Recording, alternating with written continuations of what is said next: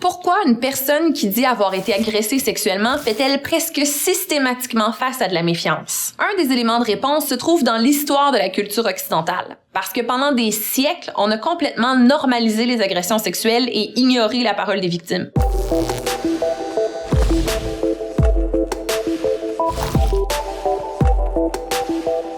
Dans l'Antiquité, le sexe a été défini comme le privilège d'un homme qui a le droit de pénétrer avec son pénis les êtres qui lui sont subordonnés, c'est-à-dire les femmes, les esclaves et les jeunes garçons.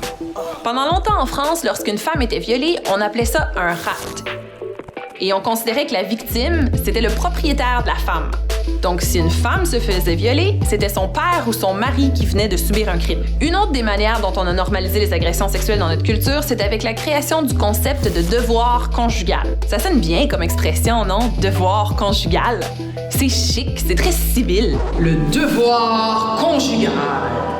Dans les faits, ce que ça veut dire, c'est que le corps d'une personne en couple ne lui appartient pas et elle est obligée d'avoir des relations sexuelles avec son partenaire quand l'autre en démontre l'envie. La personne mariée a pas son mot à dire. Si l'autre veut, il faut vouloir. Parce que c'est ton devoir conjugal.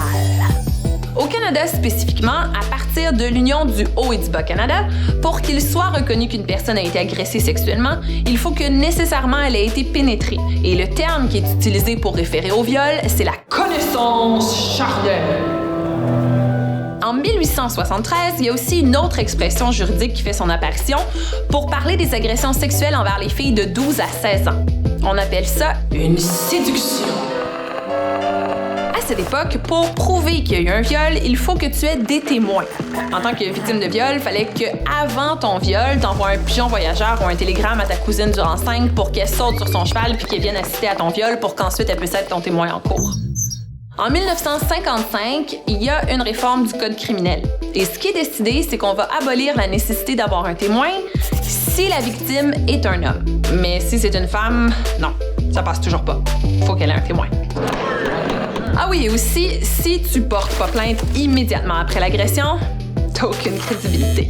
Même si t'as dit non, si tu t'es pas débattu tout au long de l'agression, t'as aucune crédibilité. Si ton passé sexuel est jugé inconvenable, t'as aucune crédibilité. Puis on parle pas d'il y a 2 siècles, là. Ce n'est qu'en 1983 qu'il y a une réforme plus importante et que l'obligation d'avoir un témoin, entre autres choses, est tombée. Et c'est aussi à ce moment-là qu'on a reconnu qu'une agression sexuelle pouvait survenir au sein d'un couple. 1983. Ça, c'est il y a 34 ans. On parle de l'histoire récente. Sur le plan historique, donc, le consentement sexuel, c'est loin d'être quelque chose qui est bien implanté. Malheureusement, encore à jour, c'est loin d'être acquis. Le droit criminel doit continuer d'évoluer parce qu'il y a encore des problèmes. Quand on sait que, par exemple, seules 3 agressions sexuelles sur 1000 se soldent par une condamnation, c'est toute la société qui a des questions à se poser.